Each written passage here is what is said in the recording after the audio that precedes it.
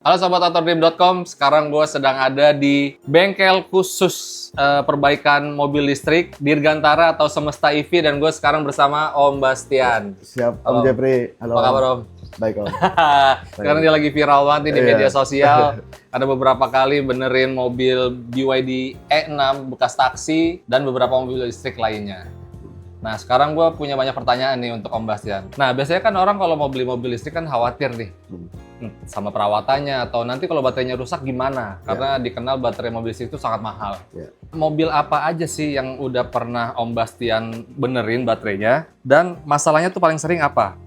Dan usia si mobil itu tuh udah berapa lama pemakaiannya akhirnya mengalami kerusakan? Oke. Untuk sekarang sih kita emang fokus di brand Chinese, Om. Brand Cina. Iya, ya. Karena emang kita belum ngeriset brand Eropa sama Tesla segala macam lah. Kita mungkin belum bisa. Tapi kalau untuk semua brand Cina, kita udah bisa mengerjakan. Karena jenis baterainya sama semua, Om. LFP semua Jenisnya ya? LFP semua. Nah, terus untuk kerusakan sendiri, ya emang kebanyakan itu dari sel baterai, Om. Dari sel Ya, baterainya? apalagi untuk jenis Wuling yang generasi pertama tuh Om, yang REV, itu kan EV pertama yang ada di kita ya, Iya. ya kan? Nah, itu udah mulai ada kerusakan-kerusakan dari selnya.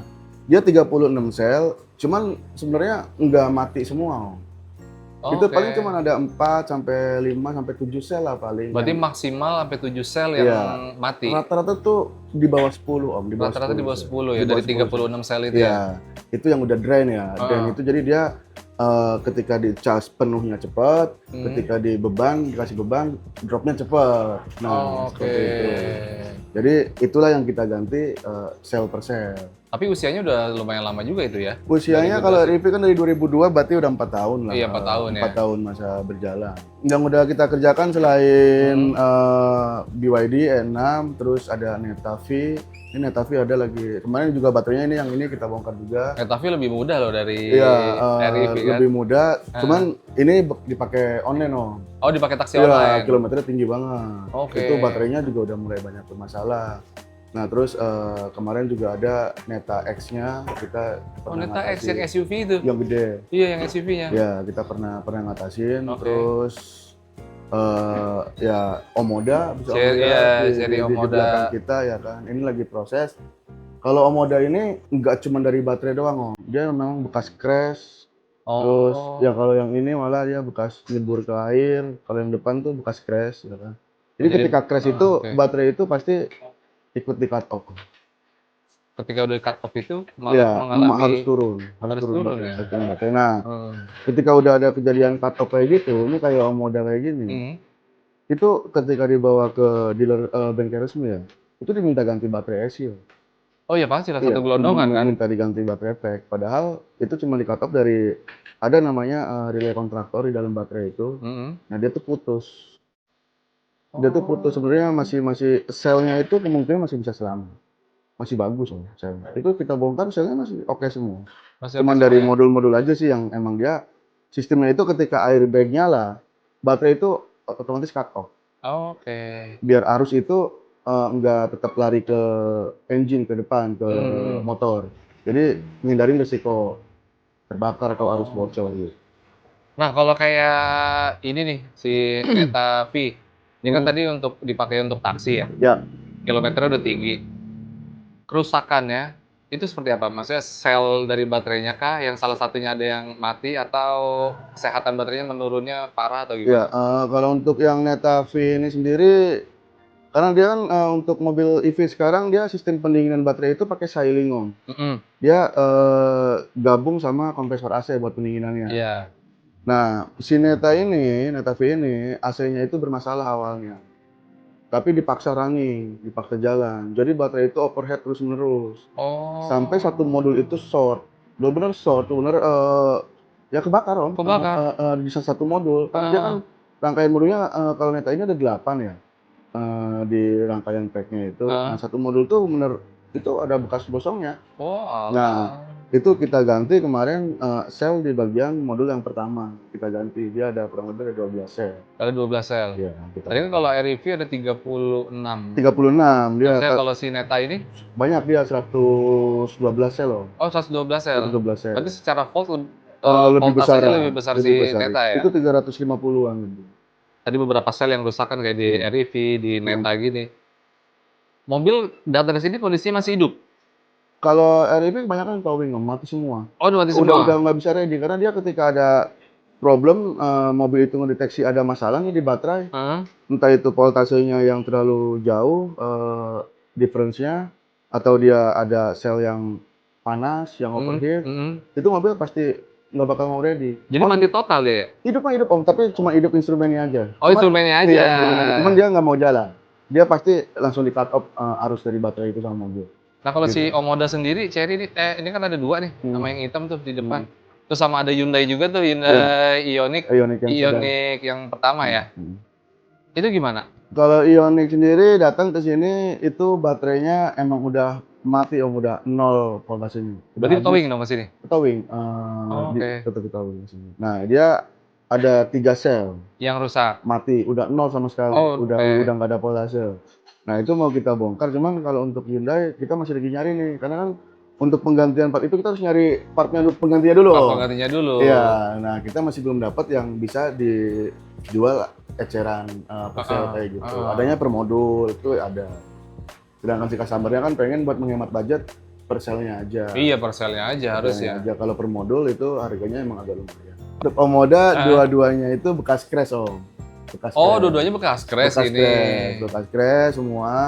Terus datang ke bengkel resmi udah nggak bisa klaim garansi. Udah nggak bisa ngeklaim garansi. Akhirnya datangnya ke sini. Tapi kesehatan baterai berapa persen nih? Kalau ini terus terang belum kita hidup ini juga masih lagi nunggu part Om. Kita lagi impor. Relay kontaktornya itu kita masih lagi impor dari Cina kan, sama modul ada di BMS itu beberapa itu yang kita ganti MOSFET-nya. Kalau yang hitam? Kalau yang hitam itu belum kepegang sama sekali, baru selesai body repair-nya. Oh, body Ya, repair. tadinya hancur banget Om yang hitam itu. Itu baru selesai body repair, nanti baru mau kita masukin buat ngerjain baterainya. Tapi kemungkinan kalau mobil bekas crash kayak gitu, baterai itu sebenarnya untuk selnya Om ya, itu aman. Aman ya? Aman. Itu harusnya masih bagus. Kayak ini aja yang udah kita turunin itu masih bagus Om. Padahal ini kan kerendam air juga kan? Iya, kerendam air juga, cuma ada tapi beberapa masih aman? selnya masih aman, cuman di modul bagian depan tuh kayak BMS, kayak soket-soket high voltage-nya. Nah, dia bekas ada air, tapi itu udah bisa dibersihin. Oh, oke. Sebenarnya problem utama mobil listrik baterainya cepat drain, cepat kembung atau cepat degradasi itu dari pas charging. Itu penyebab utamanya.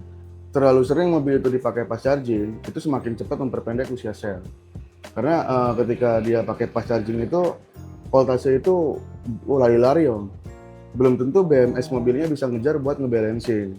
Nah, itulah yang sering jadi problem. Terlalu sering pakai pas charging, maka ya baterai itu usianya semakin pendek sebenarnya.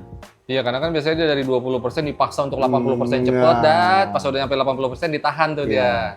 Baru masuknya pelan. Yang jadi masalah Om, orang-orang sekarang ngebanggain bisa pas charging nggak, ya kan? Iya, benar. Mobil itu wajib pas charging. Sebenarnya pas charging itu dipakai ya jangan setiap hari lah, jangan setiap ngecas lah. Ketika ada urgensi misalnya keluar kota di jalan kita butuh cepet sekali nggak apa-apa. Iya. Ketika kita waktunya masih panjang mah mendingan pakai AC aja ya. Pakai AC charging aja. Itu lebih sehat buat baterai.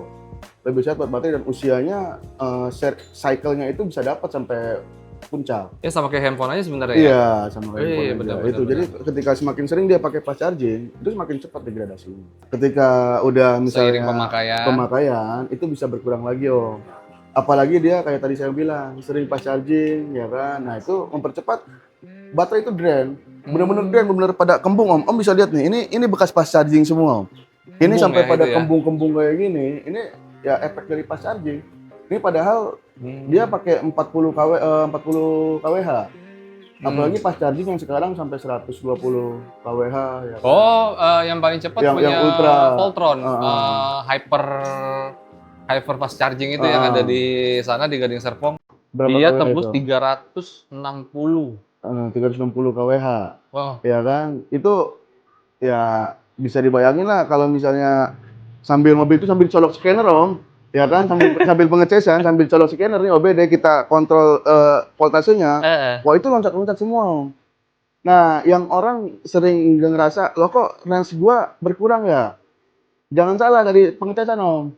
Berarti kalau jarak tempuh kira-kira seiring pemakaian setahun Udah menurun? Menurun, kemungkinan sih menurun Om, tapi Kemungkinan menurun ya? kalau Dengan habit dia sering pakai fast charging iya, kalau misalnya ya? pakai fast charging itu pasti menurun Om, Hmm. baterai health itu pasti turun sekitar 5%-an lah kalau sering dia pakai fast charging per Oh, tahun. oke.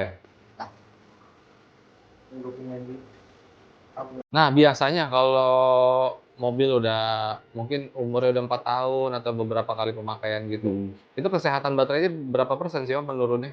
Kebanyakan sih udah turun Om, kayak REV aja yang udah sering kita pegang, terus yang udah kita pegang-pegang sini ya, yang udah kita kerjain tuh, itu rata-rata udah di bawah 90 Om. Udah di bawah Udah 90%? 80, 82, kadang ada 85, tapi emang itu dari hasil scanner. Nah, Oke. sebenarnya sih, ngecek kesehatan baterai itu nggak cukup dari scanner doang.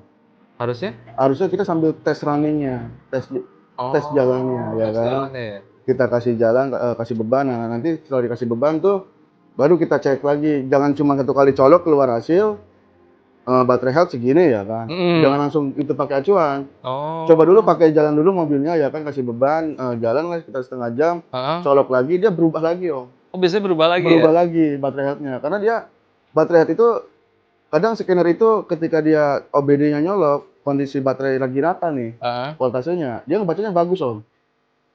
Tapi ketika habis dipakai running ya Heeh, kan, heeh. voltasenya masih beda-beda, itu dicolok, itu berubah. Prosedur ngecek baterai health itu kayak gini Om, colok OBD sama di tes range-nya, sesuai apa enggak. Nah iya benar, karena kan Nah. kesehatan baterai menurun, otomatis jarak tempuhnya akan Nah, menurun juga dong, ya kan? kebanyakan orang cuma dapat hasil scan-nya aja, Oh, nggak dites oke. running-nya, jalannya, range-nya. Iya, Nah, harusnya gitu. dites. Harusnya dites. Kalau saya sih kemarin saya sempat ngetes ke Jawa, emang saya tes seperti itu Om, saya langsung ke Jawa tes yang REV itu ya kan, dapat di 280 dari harusnya dia yang long range 300 kilometer. Mhm. Dan itu menurut saya 280 itu masih ada sisa baterai 5%. Sampai saya habisin sampai 5%, cuma mau sampai 0 nggak berani Om. Jangan. Di tol kita Om juga, Iya. ntar towing ya Iya kan. bener. Nah saya masih sisain 5%, dapat 280 kilometer. Tapi kembali lagi, itu tergantung cara kita mengemudi, Mengemudinya, iya bener. beban, muatannya berapa, Mhm. pelek, segala macam itu pengaruh semua Om. Nah kemarin dapat 280, dan itu menurut saya masih oke lah untuk usia mobil yang habis direstorasi sama kita baterainya ya. Oh, itu mobil yang setelah Setelah direstorasi. baterainya, setelah kita ganti oke. 7 sel Om. Setelah ganti 7 7 sel. sel. Berarti kan 7 sel. setelah direstorasi dicek lagi nih kesehatan baterainya jadi 100% kah atau gimana? Enggak, Enggak. enggak bisa 100% Om. Itu kemarin dapat di 96. Di 96 setelah direstorasi Setelah diganti direstorasi. 7 sel itu. Iya, sebelumnya itu masih di 82. Nah, cuman kita nggak bisa pakai acuan dari scanner. Heeh. Kita langsung tes drive-nya, jalannya. Nih, ketika datang ke SPKLU ya kan, baterai itu harusnya di-rest dulu Om.